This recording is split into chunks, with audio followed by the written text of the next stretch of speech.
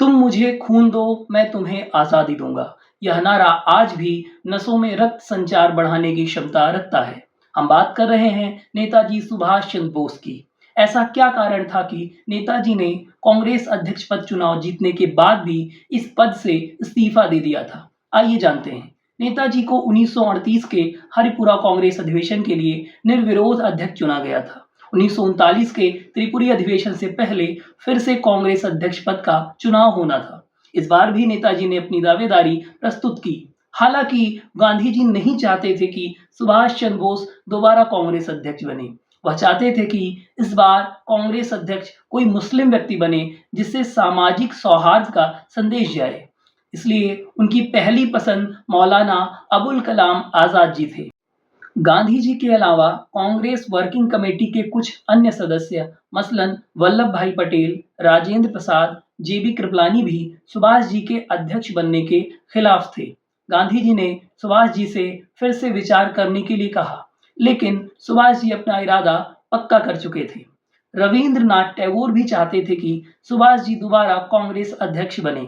इसके लिए उन्होंने गांधी जी को पत्र भी लिखा और उनसे कहा कि कांग्रेस को सुभाष जी जैसे युवा जोश की जरूरत है, लेकिन गांधी जी ने उनकी बात मानने से इनकार कर दिया। उस समय नेताजी सुभाष चंद्र बोस युवाओं में एक लोकप्रिय चेहरा बन चुके थे।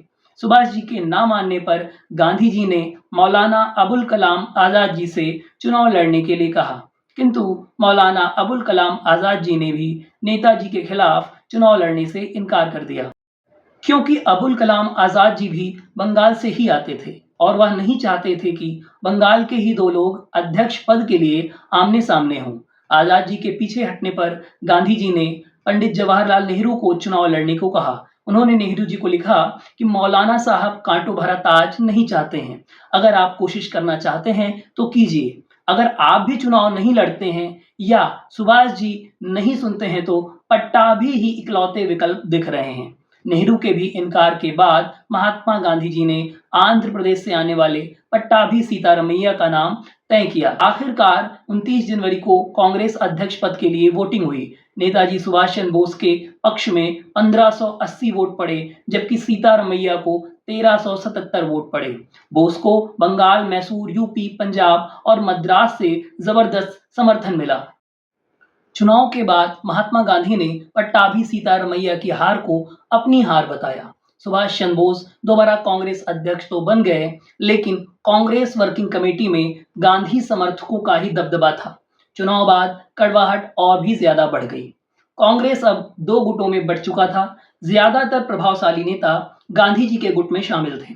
सुभाष जी के लिए अब काम करना मुश्किल हो रहा था। वर्किंग कमेटी के विरोधी सदस्यों ने उनके खिलाफ मोर्चा खोल दिया और दर्जन भर सदस्यों ने नेताजी पर तानाशाही का आरोप लगाते हुए इस्तीफा दे दिया। नेताजी अंग्रेजों के खिलाफ सख्त रवैया अख्तियार करना चाहते थे, जबकि विरोधी गुट इसके खिलाफ थे। नेताजी ने मांग की कि ब्रिटेन को 6 महीने का अंतिम प्रस्ताव देना चाहिए और इसकी अस्वीकृति की स्थिति में पूर्ण स्वराज के लिए देशव्यापी संघर्ष शुरू किया जाना चाहिए। उनकी चेतावनी और सलाह को कांग्रेस के विरोधी गुट द्वारा अनसुना कर दिया गया। साथ ही साथ अध्यक्ष के रूप में उनकी शक्तियों को कम करने की भी मांग की गई। अंततः त्रिपुरी अधिवेशन के बाद नेताजी सुभाष चंद्र बोस ने अप्रैल 1939 में कांग्रेस अध्यक्ष पद से इस्तीफा दे दिया और 3 मई 1939 में फॉरवर्ड ब्लॉक के गठन की घोषणा कर दी। इस तरह से सुभाष चंद्र बोस और कांग्रेस की राहें अलग अलग हो गईं।